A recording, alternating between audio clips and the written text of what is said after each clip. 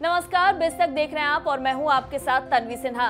Crypto currency trading की सुविधा देने वाली कंपनी वजीर.एक्स के फाउंडर्स निश्चल शेट्टी और सिद्धार्थ मेनन विदेश चले गए हैं। ऐसी कल से खबरें आ रही हैं। रिपोर्ट्स के अनुसार उनके भारत को छोड़ अपने परिवार के साथ दुबई शिफ्ट होने की जानकारी कल से सामने आई है। इन अटकलों का कारण देश में वर्चुअल डिजिटल एसेट्स पर लागू किए गए टैक्स कानून और इनसे एक्सचेंज के बिजनेस पर असर पड़ने की आशंका जताई गई है, लेकिन वजीर.एक्स ने ऐसी खबरों को गलत करार दिया है। वजीर.एक्स ने कहा है कि कंपनी का हेडक्वार्टर दुबई में शिफ्ट नहीं होगा। दरअसल वजीर.एक्स से जुड़े एक एग्जीक्यूटिव ने बताया कि फर्म के फाउंडर्स ट्रैवल करते रहते हैं, लेकिन वजीर.एक्स को दुबई शिफ्ट नहीं किया गया है। हेडक्वार्टर भारत में है और यही रहेगा। वजीर.एक्स का हेडक्वार्टर मुंबई और बेंगलुरु में है और ऑपरेशंस के तरीके में कोई बदलाव नहीं हुआ है। बता दें, दुबई में हाल ही में क्रिप्टो इंडस्ट्री को बढ़ावा देने के उद्देश्य से कानून लागू किए गए थे। इससे यह संकेत मिला था कि वजीर.एक्स जल्द अपना बेस संयुक्त अरब अमीरात यानी यूएई में शिफ्ट कर सकता है, लेकिन वजीर.एक्स ने शिफ्ट होने की अटकलों को फिलहाल नकार दिया है। वजीर.एक्स की शुरुआत लगभग 4 साल पहले हुई थी। एक्सचेंज ने अपने स्टाफ को कहीं से भी काम करने का विकल्प दिया है। वजीर.एक्स ने एक स्टेटमेंट में बताया कि उसके कर्मचारी 70 से अधिक लोकेशन से काम कर रहे हैं। दरअसल निश्चल शेट्टी और सिद्धार्थ मेनन के इंडिया छोड़कर जाने की ये खबर ऐसे समय में आई है जब देश में क्रिप्टो और अन्य वर्चुअल डिजिटल एसेट्स पर टैक्स लगाए जाने को लेकर लंबी बहस चल रही है। वित्त मंत्री निर्मला सीतारमण ने इस साल बजट के दौरान क्रिप्टो एसेट्स पर 30% तक टैक्स लगाने की घोषणा की थी। साथ ही इस पर 1% TDS भी लगाने की बात कही। इसके बाद बजट सत्र के दौरान सरकार ने संसद में साफ किया था कि किसी अन्य वर्चुअल एसेट्स पर होने वाले लाभ की भरपाई किसी अन्य एसेट पर हुए नुकसान से नहीं की जाएगी।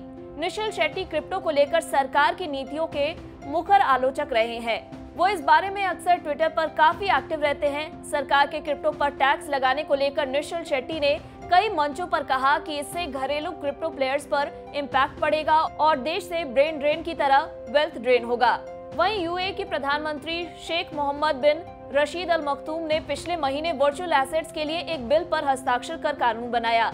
इसके साथ ही क्रिप्टो सेगमेंट पर नियंत्रण के लिए वर्चुअल एसेट रेगुलेटरी अथॉरिटी यानी VARA बनाई गई थी।